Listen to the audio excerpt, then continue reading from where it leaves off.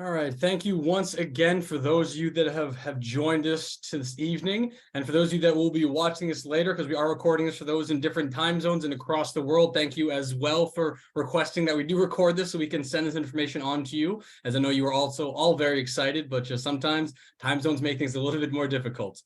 So as I said, thank you very much for being here this evening for Nova Southeastern University's Department of Conflict Resolution Studies virtual open house. We'll be discussing a variety of topics tonight, from everything from our master's department to our PhD to all the other wonderful things that this department has to offer. So with that being said, I'd like to introduce the new department chair, Dr. Terry Savage, who is our resident travel expert and globetrotter with his long and storied career. And we're very, very happy to have him now working with us here at Nova Southeastern. So Dr. Savage, thank you so much for being here. Dr. Judith McKay and Dr. Elena Bastidas are also with us this evening. Dr. McKay is the head of the PhD section of the department, and Dr. Bastidas is in charge of the master's and the certificate programs here that we do offer within our graduate programs. So Dr. Savage, with that, I turn it over to you, and thank you guys so much once again for willing to be there this evening and speak to our upcoming students. Thank you so much, Brett, and thank you to each and all who are here with us this evening, and really delighted to be with you. The way we tend to work in the Department of Conflict Resolution Studies is we like to do a lot of listening and finding out what people's needs and interests are. So, that would be my urge, even in this session, would be to find out more about yourselves. But right now, we have some basic information to share with you, a little bit about how it works, and then we will have time for that more elicitive approach, if you like, afterwards. So as you heard, my name is Terry Savage, and I am new to the department. I arrived in June, and it was really a huge joy for me to become part of this department. And I'd like to share with you what attracted me, apart from the location, because Florida is truly spectacular. There's so much work to do here. Its location physically is very beautiful, but in addition to that, I think that at the level of social politics, it's extremely exciting too. I find that South Florida is so much part of the Caribbean, and so much part too of US politics. And these are really important regions in the world and in global politics. So really it's a great location to be centered and to be working from. We do welcome a wide variety of students with a wide variety of backgrounds and circumstances. And the courses that we offer are also very diverse, not only in content, but also in format. We do have on-campus classes. We also have online offerings. So in the evenings, when many people who are working all day get a pause, grab a coffee, and then in they come to one of the lectures, which we generally try to make as animated and cultivate as much peer response and participation in those classes as possible. We're very much believers in the fact that students enjoy listening to what each other has to say, usually a lot more than what the lecturer has to say. So our classes are very facilitative, but they're not short at all on content. Of course, we work with scholars. We have several outstanding scholars in our department. We're all working on that part of our profile, cultivating our research interests. There's a real commitment to teaching, just to the joy of teaching. But there's also a commitment to community service. And within that, you'll find people in our department who are pursuing, I believe, existentially very satisfying passions in their working lives. So we have somebody who works on education in conflict and crisis settings.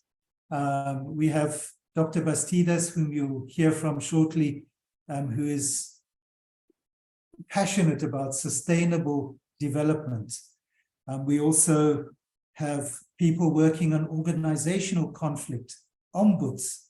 We attract a great many students from human resources. My own background has been in situations beginning to come out of war. So I have an interest in international organizations and how one can connect with victims of gross violations of human rights. And I could go on. We have 3 outstanding Africa scholars on our faculty. And yeah, I also, if I could just mention a little, Dr. McKay too works with the police in Broward County. You know, policing is a very different thing, different kind of training to people in an army, where the people that they're actually dealing with may be deemed the enemy. When you're in police, you're actually in service. That's the concept. And so it's really important to learn how to de-escalate situations that have the potential to become violent. And Dr. McKay has been doing for many years a great deal of work in that regard. So I think there is a commitment in our department to what has been called by the Carnegie Foundation the scholarship of engagement. And in fact, we are one of quite few universities that are accredited by the Carnegie Foundation for precisely that.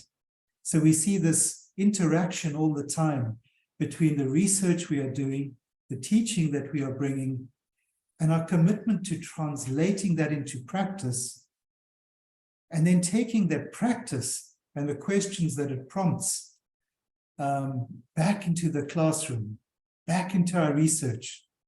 So we would work with participatory research methods, wanting those that we are working with to tell us, what are the questions that you believe we are battling with, that we need to be asking?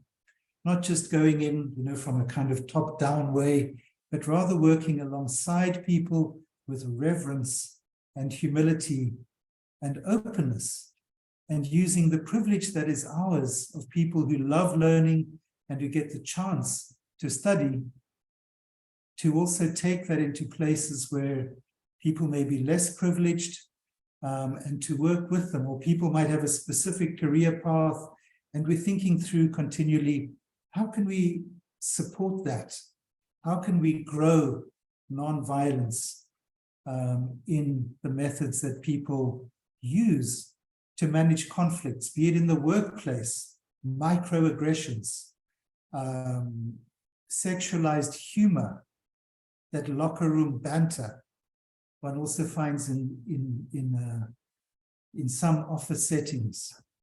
Some of my background too has been in what in Europe is called dealing with the past, and it covers transitional justice, restorative justice, and other approaches to settling not only crimes, but violent crimes, gross violations of human rights that have become part and parcel of how people have, of what people have lived through.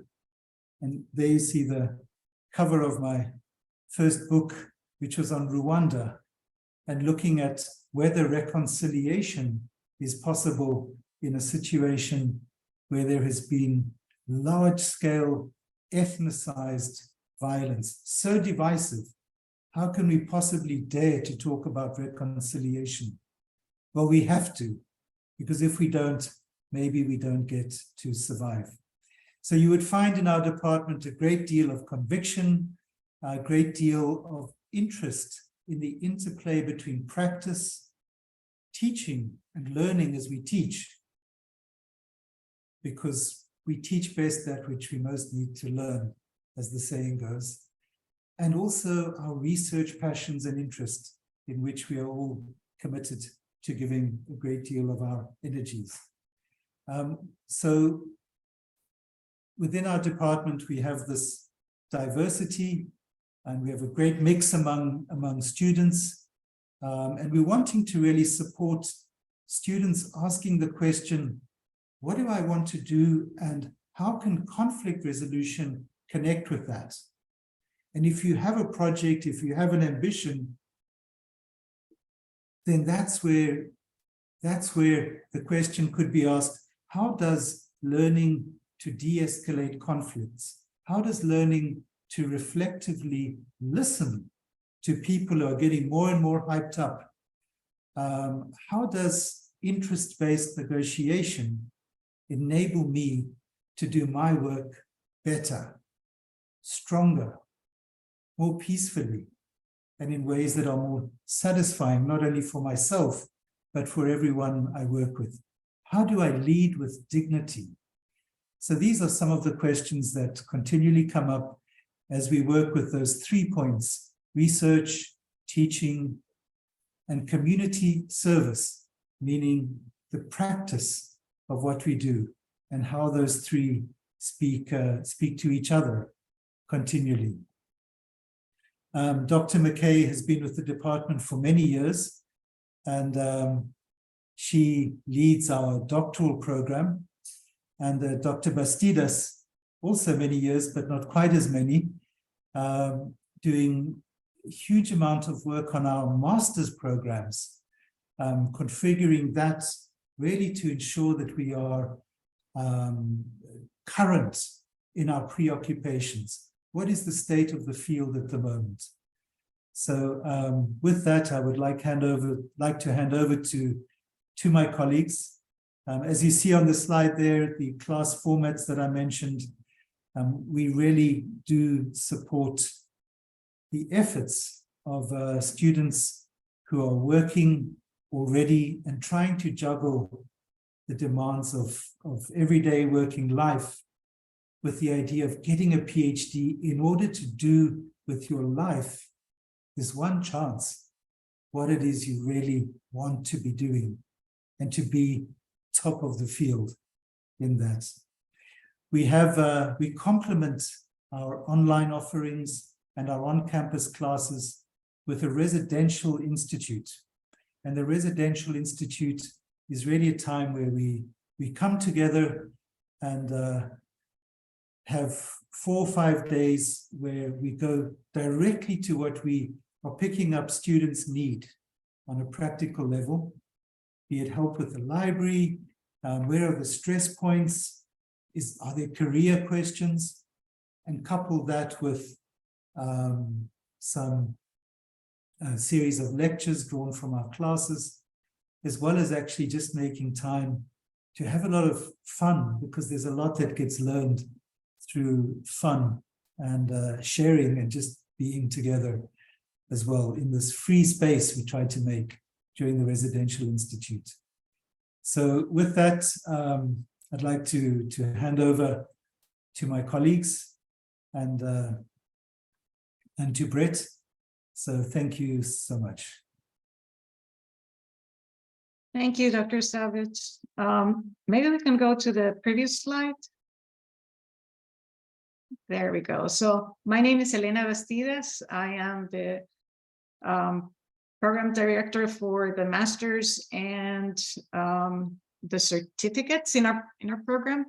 And I just want to pick up on this slide because it's for me it's what the student loves. That's what we also love. And there are certain things that we think our program offers that other programs probably offer, but maybe in different ways. So one of those things are our flexible formats. We have on-campus and online formats. And if you start on campus and you want to go online later, that's fine. That's not a problem. We help you do that transition. You can also take some online classes at the same time taking some campus classes. We have opportunities to learn, research, and apply. I'm going to talk a little bit about that. The mentorship in addition to having our staff and wonderful faculty as mentors, we have a peer mentoring program. And that's really neat because these peer mentors are students. So students that have been in the program for more than 1 year will become your mentors when you're in the program. And it's very different to have that type of mentorship, advice coming from students that are going through and have gone through these first semesters in our programs. And of course, the community. We have working groups, the Residential Institute, as Dr. Savage mentioned, webinars. We have a list of different webinars offered by our working groups, and we have, the online community, social media community. Next. So yeah, so as I was saying, I'm Elena Bastidas. I am from Ecuador. That's where my accent is from. A beautiful thing about the program is that you're going to meet people from very different, diverse disciplines and from all over the world. So we are a community that is really diverse and vibrant. My background, it's actually not in conflict resolution. My background is in sustainable development.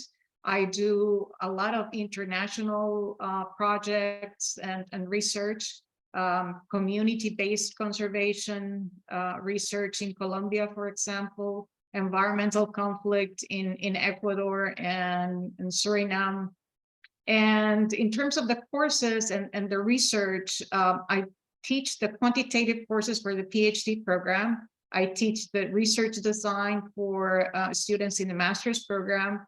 But I love applied research. So I do a lot of participatory research. So if you want to talk about research, I would love to hear from you. I know you might have right now a lot of questions in your mind. You're trying to pick a program to devote not only your time, but your resources. So if you have questions along the way, please don't hesitate to contact any of us. We have wonderful staff. You're going to meet in this presentation our wonderful team, and you're probably being in touch with them. So I really encourage you to reach out to us. I'll be talking about the Global Practicum, which is, as I mentioned here, my mentoring and teaching highlight. So I'll talk about that one in a little bit. Next. So in terms of graduate certificates, we offer 3 graduate certificates. The first 2, Advanced Conflict Resolution, Practice, and Peace Studies. Those are for students that would like to gain specific skills, knowledge to go and practice, that are ready to become practitioners in the field. Those graduate certificates are about 15 to 18 credit hours. And again, focused for practitioners. The qualitative research certificate, it's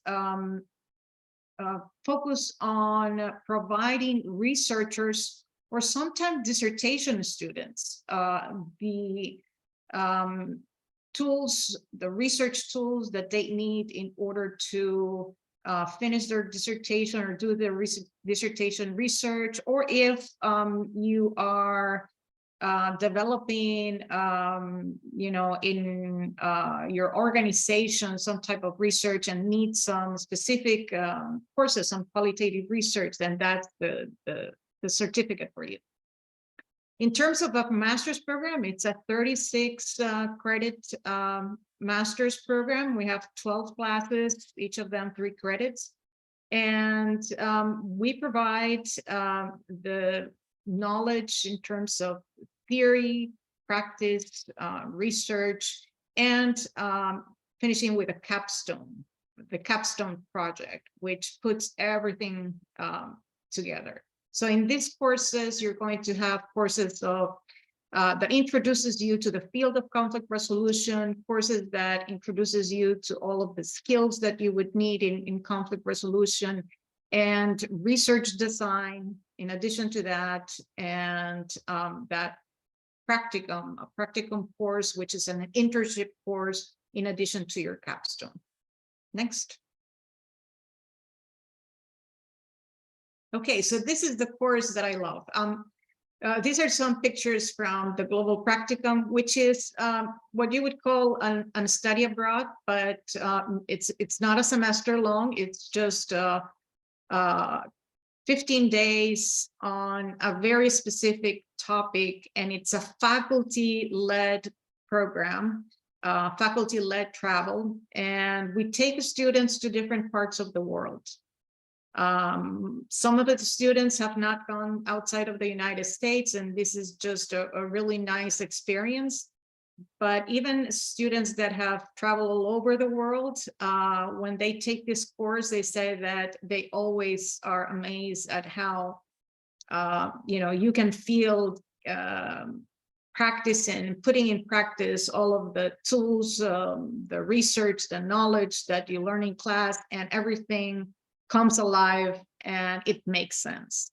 So there are some pictures here with the Minister of Agriculture in Ecuador. You have pictures in a mining setting, visited a mining company in Suriname, and we're looking at the conflict between communities and the big mining companies, which is something really big all over the world right now.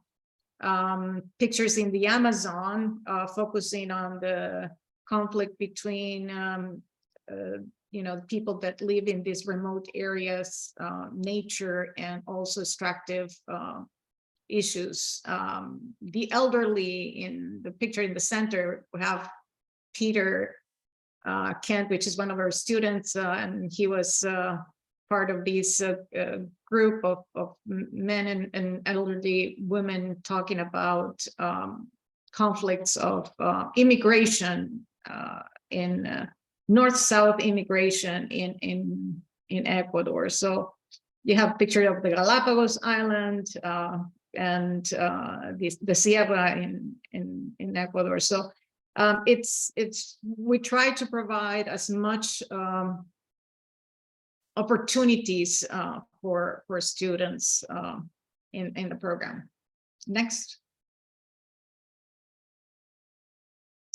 In addition to those courses, we also like to provide the opportunity for students to develop working groups. The working groups focus on a specific topic or a specific area, like the Africa Working Group or Latin American Working Group, or a specific, problem or topic like the other groups. And students are the ones who lead those courses. Of course, they have an advisor, and if you can see those pictures in the middle are students with faculty members joining, presenting in conferences, presenting in seminars, symposiums outside of the university or inside the university.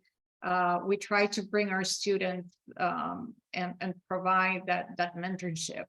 And then the photo at the right, that's our residential institute, where we have all of our students that are online students and residential students coming in this format, which is like a mini conference.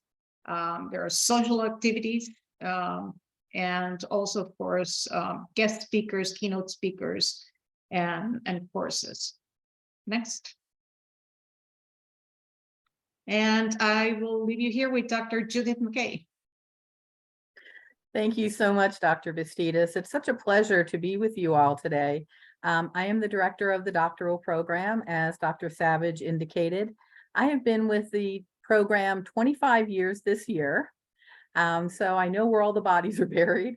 And it is just such an exciting program. I mean, I cannot tell you what a joy it is to be part of this program and to be working a lot with our doctoral students.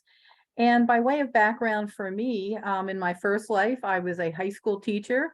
I became a guidance counselor and school social worker, and I then counseled myself into law school. I went to Emory in Atlanta with the notion of becoming a trial attorney, and I was a trial attorney for a number of years, and I really enjoyed the law, and I really enjoyed what I was doing and being impactful. But what I really wanted to do was look at the theories and the research and be able to look at why is it that some of the things work out the way they do. I had the practical experience, but I wanted to also have the research and the theoretical experience. So I actually did get my PhD in conflict analysis and resolution. And some of the areas that I work in include conflict and crisis communication. As Dr. Savage indicated originally, I do work with law enforcement.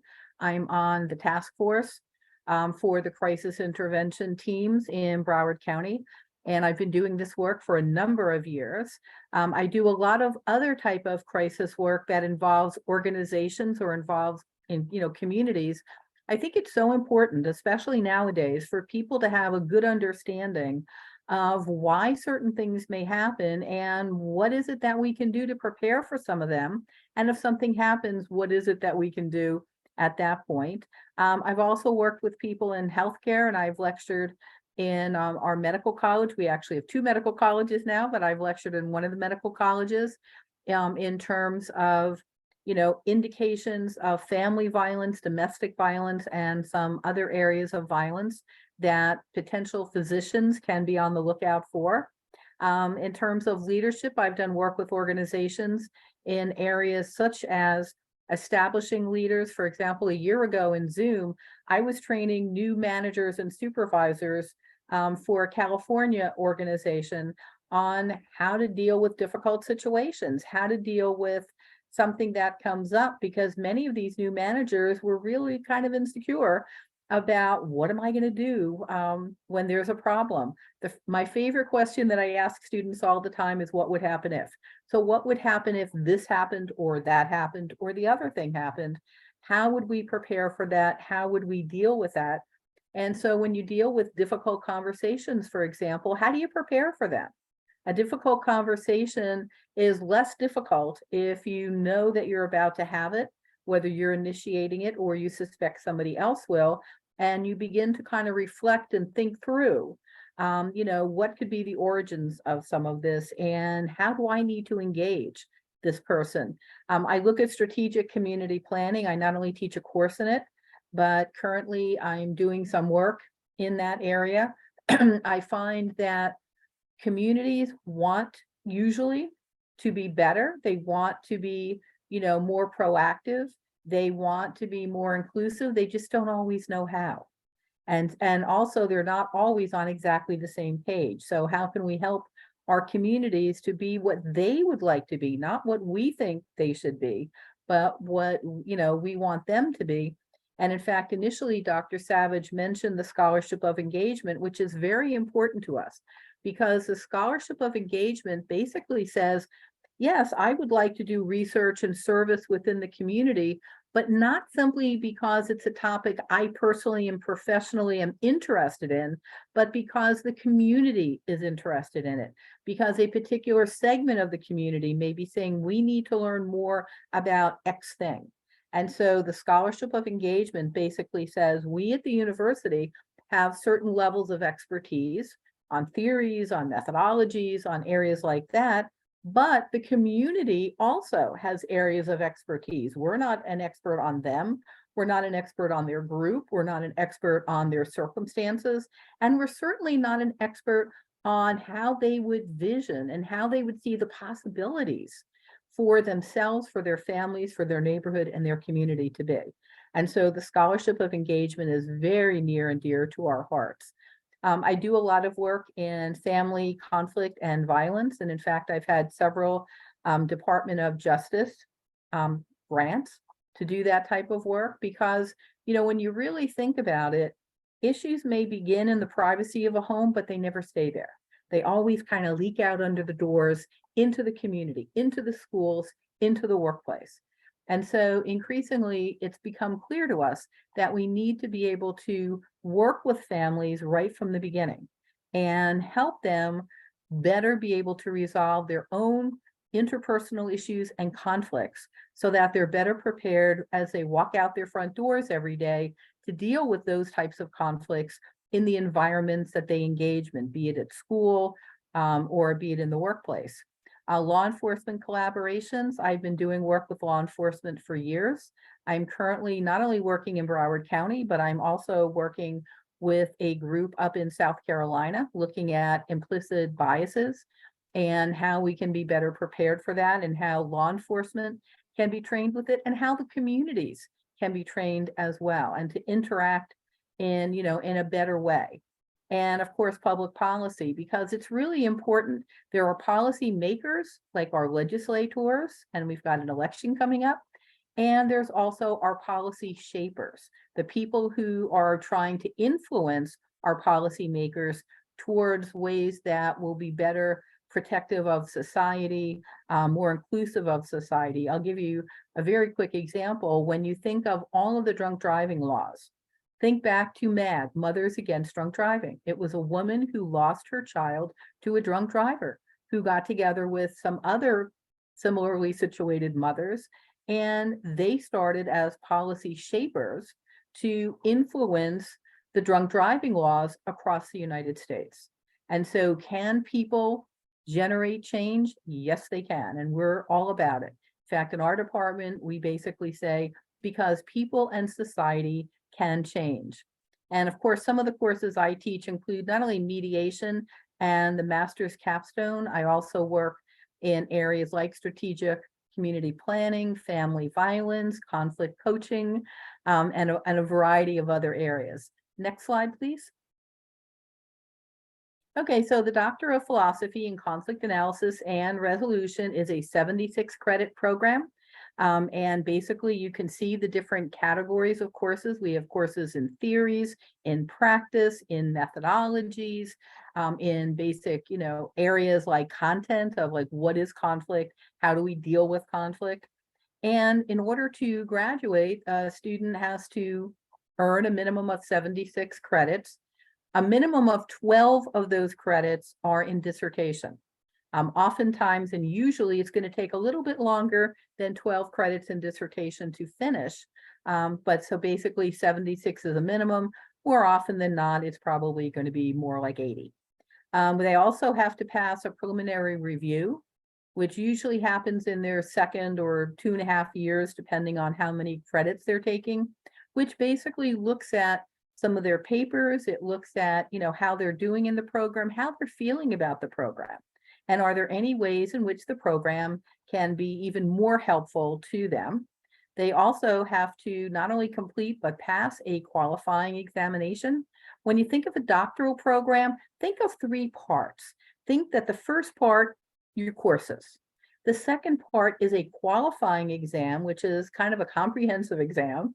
And that qualifies you to move into part 3, which is your dissertation study. And that's where you are doing a study to contribute original research to the body of knowledge of the field. Very exciting. Students usually enjoy it, especially as they're heading towards the end, but it's exciting the first time to be a real researcher working on a dissertation. And of course, the successful completion of that dissertation is very important. And oftentimes our students, when they complete their dissertations, they go on to not only publish articles or books from them, but also present at conferences, because it's really important to share that knowledge. Nobody wants to have all of that work and all of that kind of blood, sweat, and tears to go into a bound volume that you put on a shelf and you periodically dust off. Next slide, please. So in fact, people oftentimes ask me, what are the types of careers that people go into in a PhD in conflict analysis and resolution? And the sky's the limit. Because as I often like to say, wherever 2 or more are gathered, there shall be conflict. So the issue is not will there be conflict, but rather it's when will there be conflict, about what will there be conflict, and what is it that we need to do about conflict. Conflict isn't necessarily bad. Sometimes people think all conflict should be avoided, but conflict is really a symptom that something is not working. It's kind of like if you bought a brand new pair of shoes and you put them on without breaking them in, what would happen at the end of the day? You probably have a blister. What's the blister? It's a symptom that there is a conflict between your foot and your shoe. And so now what do you need to do about that? Take off that shoe, stretch it out, rest your foot. And so there are so many different fields in which people can engage. We have students who are in social services. They may go into education. In particular, they may want to be an adjunct faculty member or even a full-time professor. Into healthcare, a very big field in terms of where there's lots of conflicts, whether it's conflicts from I stayed in a hospital and I don't think I was treated well, to different types of arenas, governmental work, nonprofit work, military work. And of course, there's all, as you can see on the right-hand side, all different roles in terms of advanced practitioner, educator, consultant. Some people want to have their own consultant firm where they're going to be called in by agencies and organizations to work with them. A program evaluator that goes in and evaluates a program. Because remember, a PhD is also a research degree. So therefore, we're qualified to not only understand research, but conduct and run research. And of course, an organizational administrator. A number of our graduates go on to become CEOs or CFOs or directors or presidents of various agencies and organizations, some for profit, some not for profit. Next, please. I wanted to run through with you a few of our graduates, and this is just a small sample, and a couple of our current students and some of the things that they're doing career-wise. Dr. Jackie Font Guzman is originally from Puerto Rico. She was an attorney in Puerto Rico, and she decided to come to us and get her PhD in conflict analysis and resolution. She then went to Creighton University to do diversity work, to work for them, and she is currently at Eastern Mennonite doing diversity and inclusion, types of work. She's been an arbitrator, she's been a mediator, and also a trainer. She's done an amazing amount of work. Next, please. Dr. Patrick Patterson, very interesting. Pat retired from the Navy as a commander in 2009, and he wanted to get his PhD because he wanted to basically merge his very successful military career with a PhD and be able to then take what he was doing to a higher level. And so he's a professor of practice at the William Perry Center at the National Defense University. He teaches security and defense issues. Some of the areas that he specializes in are Latin America and Caribbean issues, and he trains a lot of their officials as part of the U.S. government security cooperation enterprise. And he teaches various courses on human rights, international humanitarian work, law, democracy, and basically good government. Next, please.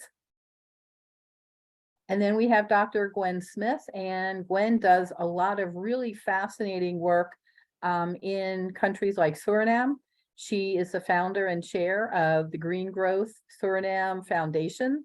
She was selected as one of the UN, researchers in terms of looking at their roster of experts in governance and inclusion, which is really exciting. She's done some terrific and very innovative work. In fact, I believe Dr. Bastidas has done some work with her. She's done consultancies for the government of Suriname, for the World Bank, and for other agencies and organizations. She's published over, 20 books, chapters, articles, and things of that nature. And basically, she has also raised quite a bit of money to help with various NGOs. Next, please. Then we have Dr. Basil Yagorji, and he is the president and CEO of the International Center for Ethno-Religious Mediation. As we know, many times there can be conflict in different areas and different parts of the world, for which, religious differences may be a part of it. So that's his area of specialty. He has a special status as a consultant with the United Nations Economic and Social Council, and also with the United Nations headquartered in New York. Basically, he's also with Africa 2 Division of the Department of Political Affairs with the UN. Next, please. And then I'd like to highlight two students who are currently doctoral students. One is Alicia Booker. Alicia, excuse me, is the first full-time and chartering ombuds at the University of Alabama at Birmingham, what we call UAB. And so she is the founder of Corporate Confidence since 2006. She's an adjunct faculty member at SMU and is on the board of directors of the International Ombuds Association. All of this while she is still a student. So she has created a wonderful career for herself, and she is advancing really, really quickly, really forward. Ombuds, by the way, is something that we are very interested in our department. And in fact, one of our faculty is piloting an ombuds program. Next, please. And then we have Scotty Visser. Scotty has a really fascinating job. She is the senior ethics manager for the Boeing company. And she's a program manager for their ethics ambassador program, a leadership development program for Boeing's teammates to share, messaging, encouraging employees to speak up and ensure teammates are committed to Boeing's values. And she's also a mediator for Boeing's alternative dispute resolution program. So she's done some really fascinating work. So I want to thank you because I believe it's now being turned over to Brett. Yes, it is. Dr. McKay, Dr. Bastidas, and Dr. Savage, thank you guys so much for all that wonderful information. I'm sure it was very informative to our students here this evening and those that will be watching the following recording later. I'd like to introduce my team as well. My name is Brett McAllister, so I'm the Director for Graduate Admissions here for the Halmos College of Arts and Sciences. With myself as well is Miss Megan Troy. She's one of my assistant directors. Theodore Uwe, who is our graduate recruiter. And Andrew Grupner, who is not with us this evening because he's our administrative coordinator, and he's also one of our master students for a different department here at Halmos College. So my team is great, and they do a lot of great work with us setting up this whole open house this evening. And we are also, of course, headed by the dean of our university, Dr. Holly Lynn Baumgartner, who does fantastic work, and she does have a welcome with everyone this evening to, NSU's Halmos College of Arts and Sciences, and of course we have our Guy Harvey Oceanographic Research Center. The college is NSU's intellectual and cultural foundation, firmly anchoring the university in both the liberal arts and sciences, necessary for the 21st century workforce on into the graduate school. We engage in cutting-edge selection of majors and minors and built innovative models and relative technologies. And that is a big thing that we do here at Halmos College, as Dr. Bastidas mentioned, working with sustainability and across all of our departments. It's really that fantastic merging of the liberal arts and the sciences that we do such a good job of here. So I want to introduce my team. I know Ms. Megan Troy is going to take us a little bit further through the actual admissions process that I know I've worked with many of you on going further, but it's always helpful to have a little more in-depth discussion of that. So if you would like to move on, perfect. Oh, and of course, obviously we do have our deadlines coming up for the winter semester. For those of you interested in the master's and certificate programs, is coming up right up there on November 15th, which is just around the corner. And we have April 15th is going towards our summer semester. And then for those of you in the PhD that is only offered in the fall semester, it is July 15th. So with that, Dr. McKay, do you have any questions or just popping in? Okay. So with that, Miss Megan Troy, if you would take it away from there. Thank you, Brett. So like you mentioned, I'll just reiterate again, there are different application deadlines for our programs. So it's very important to pay attention to the deadlines that are associated to the program that you're interested in applying to. So for our master's and certificate programs, those have a start date for any term. So that's fall, winter, or summer. So the next application deadline is November 15th for anybody that's wanting to start in January for the master's program or the certificates. The next term would be summer. with an April 15th deadline for those two programs, and then the fall deadline of July 15th for any student that's interested in either our PhD programs, master's, or the certificates. So what do you need to apply to these programs? Very simple. So for students that are applying to our master's degree, you are required to fill out the application, and that's going to be for all of the programs and certificates. Fill out our application on our webpage. There is a $50 application fee, but we're so happy that you were able to join us this evening. Just keep an eye out on your email. I'll be sending you guys something in a couple of days. Then students that are applying to the master's program, all of your undergraduate transcripts, official transcripts. This means they are coming directly from your institutions. If you are a student that's coming from an institution outside of the United States, you will need to go ahead and get your transcripts evaluated. Those, once we receive them, they do have to come from the evaluation organization. If you have any questions on where you were to get your transcripts evaluated, please do not hesitate to email or contact us. We'll be happy to help and guide you through that process. 2 letters of recommendation are required of students: a personal statement, a resume or CV, and then, of course, an academic writing sample. An academic writing sample can be anything that you produced during your time in undergrad. So that could be a paper that you wrote for a course. It could be a published article that you have. So just any writing sample that you have produced through your academics. We'll go to the next one, please. So students, for our graduate certificates, while some of it is the same, it does not require all of the same things that we require for the master's. So specifically, one of the big differences is only 1 letter of recommendation is required to apply to our certificate programs, the same personal statement and the same writing sample. Your resume or CV is not a requirement for the certificate program. We'll go to the PhD. All right, so a big difference for the PhD is that we require 3 letters of recommendation. Again, I know this was quite fast. We do have this listed on our webpage. And of course, if you reach out to any of us, we'll be able to reiterate all of this as well. So again, your official transcript from all of the institutions that you have attended. And if you are coming from an outside of the United States institution, you will have to have your transcripts evaluated. Let's go ahead to the next slide. So applying is very simple. Again, I mentioned you're going to apply directly online to NOVA's webpage. There is an apply now button across the Halmos College pages, so it'll be very easy to find. Once you have created your account, you're of course going to fill out demographic information, so your profile information. On that home account page, you'll always be able to see which applications you're working on and what areas of interest you have, so that it's not difficult for you to find your place. If you're ever having problems, if you're locked out, we do have a help desk. The easiest way to contact them is just to email help@nova.edu. Or if you're having other issues, you can feel free to give us a call or send us an email at hcasadmissions@nova.edu, and we'll be glad to help you. You can go to the next slide. So of course, demographic information is going to be the first thing that you're doing. So name, date of birth. We want to make sure that the name that you're putting is going to match up with the information that's coming from your supporting documents. We are not the ones that put your application together for us to review initially. So if your information is not matched, you should definitely reach out to us to make sure that we put a notation to get your documents matched up to the application you've submitted. We can go to the next page.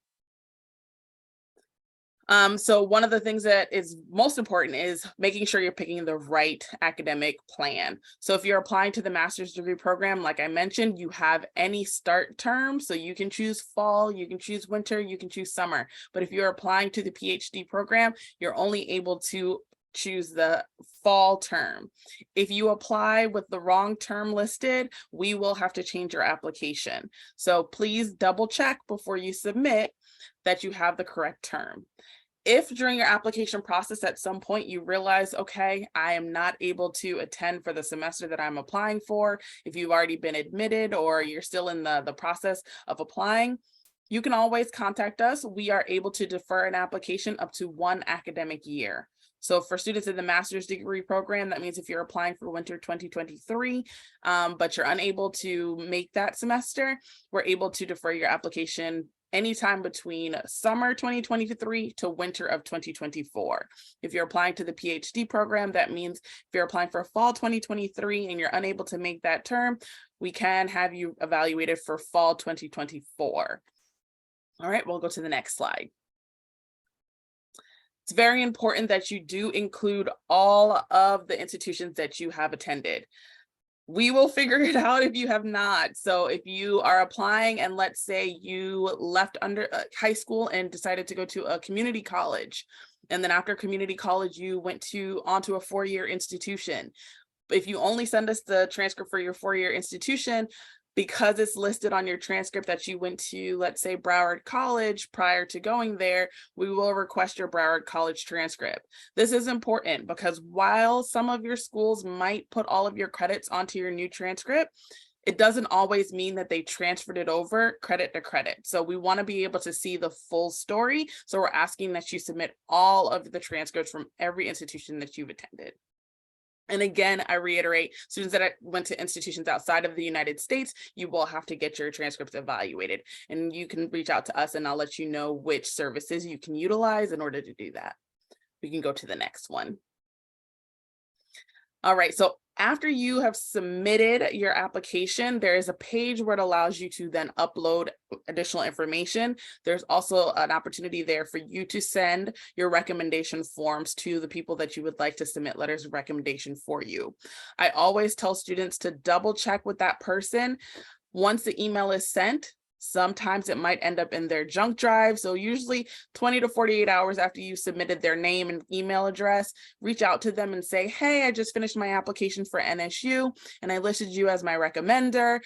Just double check your email. They should be sending you a form for you to fill out and then include your letter to go with that. And then if you have any issues with that, please be sure to call us, but you can upload your personal statements here, and you can also upload your academic writing sample here as well. All right, let's go to the next slide. So just to go over some of the tuition costs for our students, please understand that while there might be financial aid opportunities for you, and while there might be scholarship opportunities for students through Halmos College, there aren't any fully funded opportunities within the program currently. So for right now, for students that are applying to the master's or the certificate, these are the current costs. So $14,652 for tuition, $1,800 towards the calendar fees. So for the academic year. And then if we go to the next slide, we'll have the PhD tuition and fees for this academic year. It's $21,114. And then the same academic calendar year fees, student fees. So this, it can include up to your student insurance. If you don't have insurance, getting insurance through the fees, it covers your new student fees, things like that. So generally for students, once you've applied to the institution, you can then submit for financial aid if you are a student that might qualify for that, but these are the general numbers for the cost of the program. We can go to the next slide. Opportunities to apply, of course, I mentioned financial aid, so you would fill out the FAFSA application in order to see if you do qualify for any of those things. Then, of course, looking at the university, on our university web page, our HCAS page, there are information about how to find out about paid positions on campus, whether you're in the department, maybe looking for a GA position, a graduate assistantship that might help lower the cost of your tuition or give you a stipend towards what you can pay towards your tuition. Those things can be found on our webpage. Go to the next slide. And then be sure to follow us on social media. I don't know how many of you guys saw the post about tonight on our Instagram or our Facebook pages, but that is a great tool to use if you're looking for other events that we might be hosting. So go ahead and follow us. We're on Facebook, Instagram, Twitter, LinkedIn, and YouTube. If you have any questions about how to find us, if you forget our email address, you can always send us a message on social media. We have them monitored to be able to answer any questions that we can. Okay, to the next slide. So now that we've gone over the admissions process, I would like to open up the Q&A portion of tonight's program. You all have access to the chat function. You also have access to the Q&A question box. If you would like to put your questions there, we will have our panel answering those questions live for you. So this is the opportunity to open up the floor for questions. Thank you again for joining us, and feel free to start sending us your questions. These can be questions specifically about the academic program, but also questions about the admissions process if you have. Thank you. And could I ask the first question? Absolutely, Dr. Bastidas. I see that we have, you know, a group of participants. I would like to know if they can raise their hands of how many are here for the PhD program.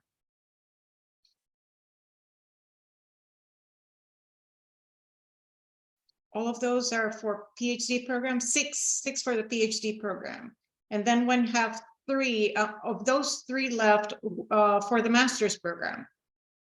How many are here for the master's program? 3 are for the master's program. Okay, so we don't have any certificate students? Any certificate students? Certificate 2? Okay, so 2 certificates that might be thinking about certificate and master's or certificate and PhD. Okay, great. Great. That's good information. Thank you.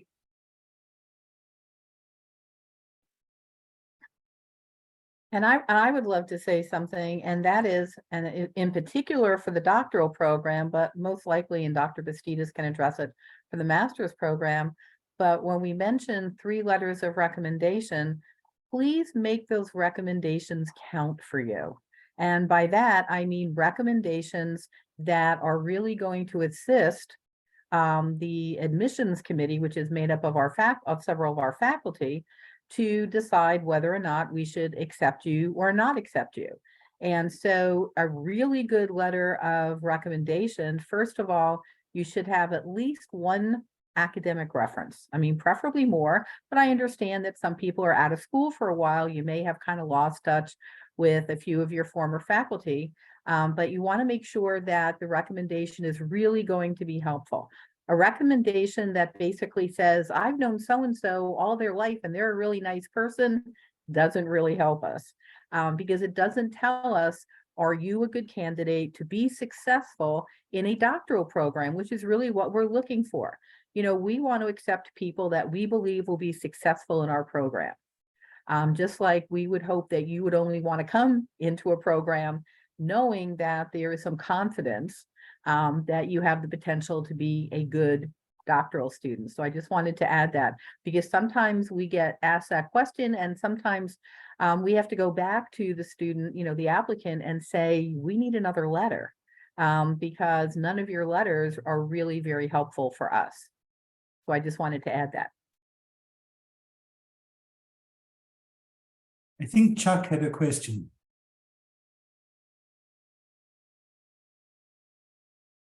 He does not that I can see, but we did just receive one from Angela. So Angela, thank you very much. Dr. McKay, this is, I think, a little more geared towards you because it's from a PhD perspective. Okay. Would someone give a little more insight on what the online sessions of the PhD program looks like? Would it be live lectures via Zoom, or is it just reading and responding to threads? It is not just reading and responding to a thread. Our online programs are very multimodal, meaning that we utilize various technologies. We use Canvas as a platform, and within Canvas, you'll be able to find various materials from, you know, the syllabus to different handouts to things of that nature. There is a discussion board, and some faculty use it a bit more than others to provoke some different thoughts, to have people introduce themselves, things of that nature. We do use Zoom, and we use it consistently. For example, I was in Zoom Monday night in a class, and I was in Zoom Tuesday night in a class, and I was in Zoom on Wednesday, Thursday, and this afternoon with students going through things. So we're not just a read a chapter, write a paper, and never the twain shall meet with the faculty and with your colleagues, because we see learning as a facilitative process. I see myself as a facilitator of learning, because I'm not only hoping to invite and encourage you to learn some different things that you might not know, but I'm anticipating learning too. I'm anticipating that your experiences, your background, academic and professional, are going to be able to be shared with the class and with me so that I can learn, so that I can grow, and so everybody else can too. You know, one of the exciting things about, you know, teaching in a graduate program is I'm growing my colleagues. It's like I'm growing future colleagues, and that's really exciting. So absolutely, thank you for that question, but no, we absolutely engage you in Zoom. We engage you at Residential Institute. We engage you in one-on-one Zoom calls. I mean, it's very, very facilitative. If I could just follow on from that, and thank you, Judith, for having really embodied the department's commitment in what you've said. Just at a technical level, different professors require different levels of technological competency, but there's quite a bit of experimentation in the department. And part of that is really, we would want people who graduate from our program to be able to walk into an organizational setting and not feel daunted or intimidated when they are asked, could you please put a video clip together on that presentation? Nice idea, 5-minute video clip, and could I have it by 5 o'clock, please? We would want you to have been through that process before in our classes, in the safe setting of learning, you know, and we do, again, on a technical level, we do talk about things like PowerPoint slides having, you know, 7 lines per slide, 7 words across the slide, not trying to compress 350 words into a slide. We actually talk about this very openly, I mean, discreetly for the student, but with each other. We talk about how to improve this in a facilitative, enabling kind of way. And we also, as faculty, are very keen to learn ways to animate Zoom learning. So, for example, in some of my classes, I ask students what would be an image or a poem that they might like to share that exemplifies restorative justice or violence, for example. And sometimes people bring music. You know, here's a clip from YouTube I would like to share, the words in that.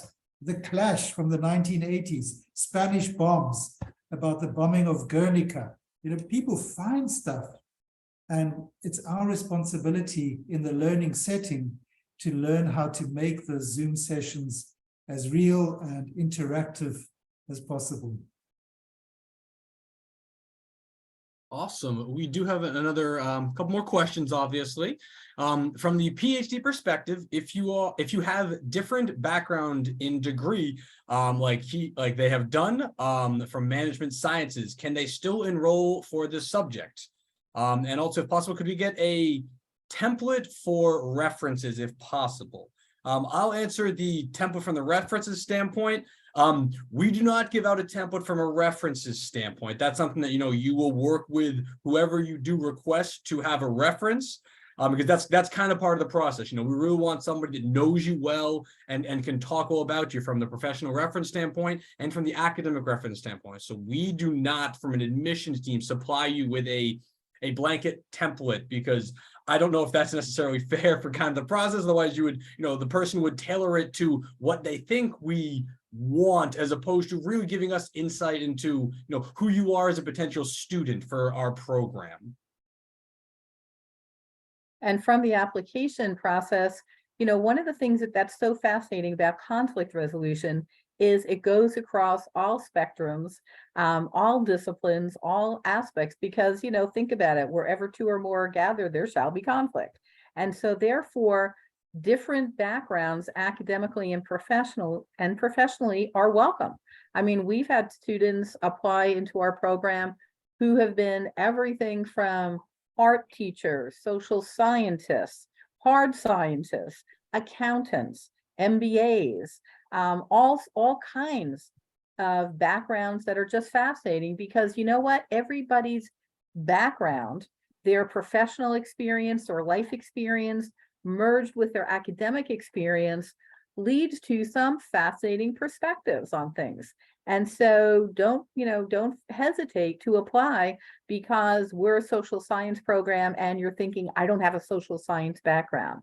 Because you know what, we'll help you figure out a social science understanding. But in the meantime, you're going to bring something that's very interesting and very valuable to us. And if you have any future questions on that, please feel free to reach out to me. Go ahead, Dr. Savage. Thanks, Brett. I see there are two questions about the evaluation of degrees. I know this can feel quite daunting and complicated for people applying internationally. I guess I would like to say I share that pain, and I've been there. In fact, this year, early in the year when I had to have my degrees from Europe, KU Leuven, and also from the University of Cape Town evaluated. But it was quite a quick process. I submitted the degrees, and within 2 days it was done.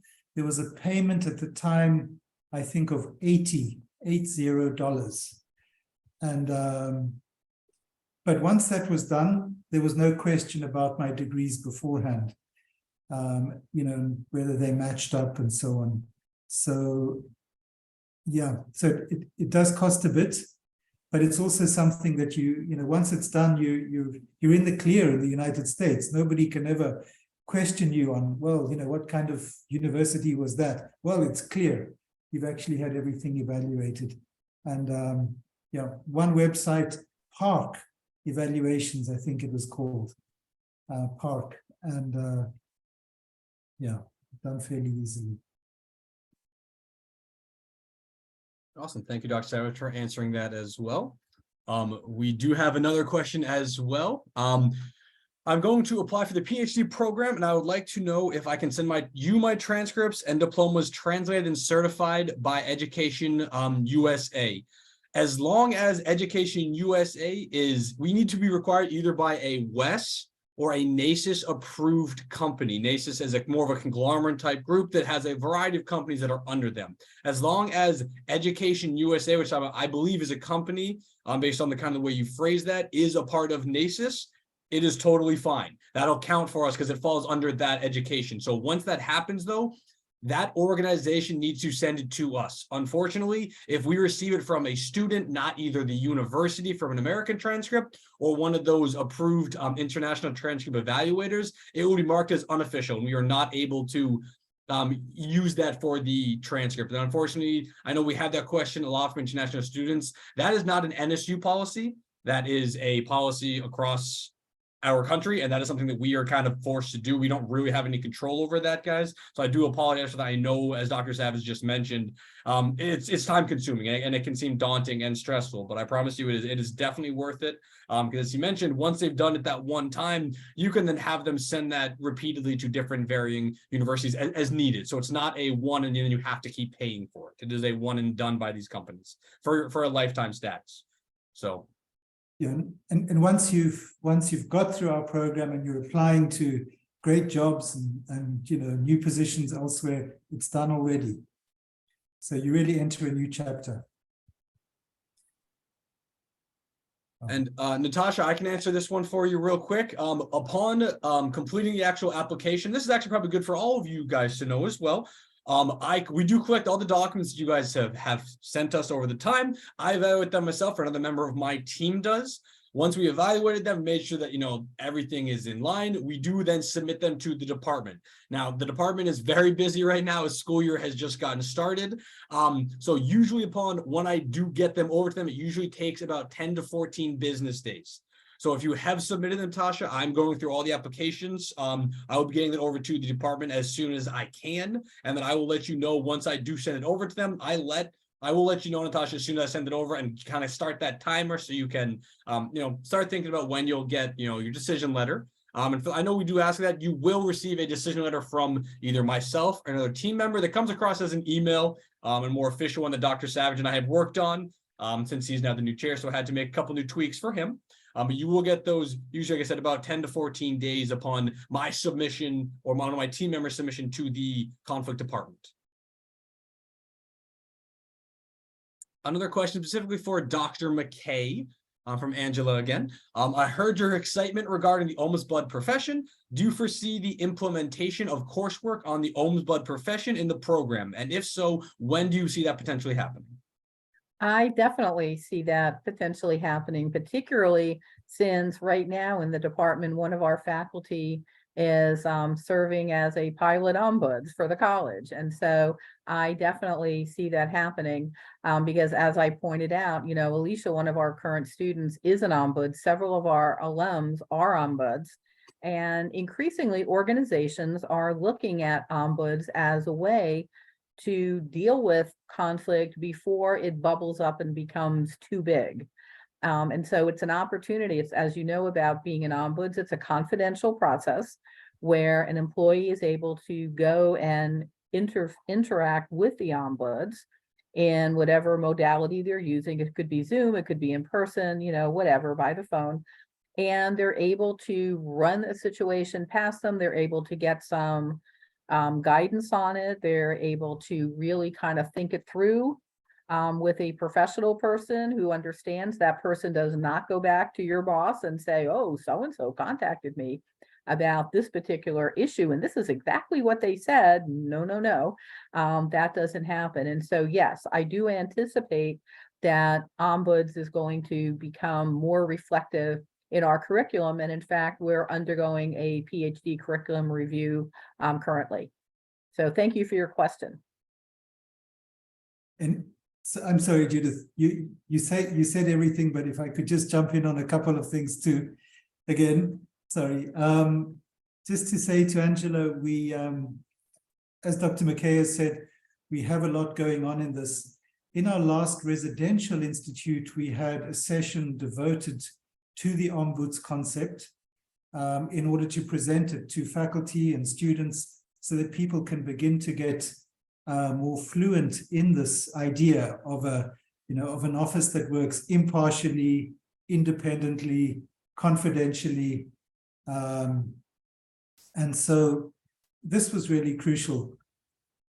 It's there. We also have quite a strong component on conflict in organizations. And there we're also incorporating more and more the discussion of ombuds. And thirdly, in our student population, we actually have ombuds who are now doing the PhD with us. So you would actually be joining a peer network on specifically working on that topic.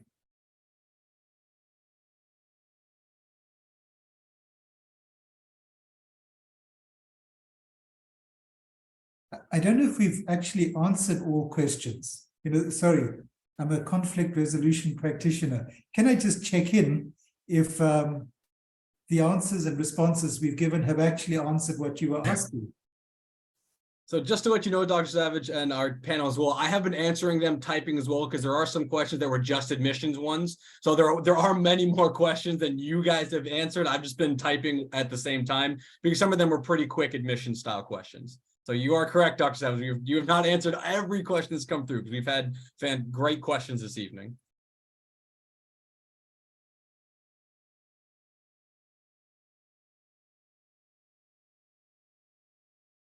And again, we want you to know that, just like sometimes when you come from a doctor's office and you think, darn, I should have asked this question, but I didn't think of it at the moment. It's okay for you to reach out to us, either us in the department, Dr. Bastidas, Dr. Savage, and myself, if their questions are more about the program, the respective programs, the curricula, things like that.